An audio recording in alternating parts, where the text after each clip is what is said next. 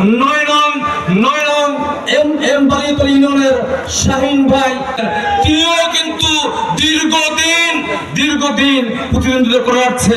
আজকে আমি বলতে চাই, জনপ্রতিনিধিত্ব এমন একটি বিষয়, এটি বাপদাদার পৈতৃক সম্পত্তি নয়।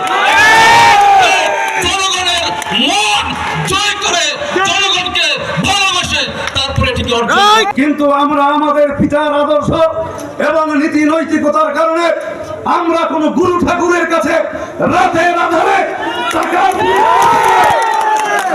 টাকার ভিড়কেস দিয়ে তাদের পাও আমরা জড়িয়ে ধরে আমরা কখনো আমাদের নীতি নৈতিকতা বর্জন করিনি। তা যদি করতাম তাহলে 2-1 বার চেয়ারম্যান হতে পারতাম। আমার আদর্শ থেকে বিস্তৃত হয়ে যায় ওরকম 7 বার চেয়ারম্যানই বিসর্জন হইল।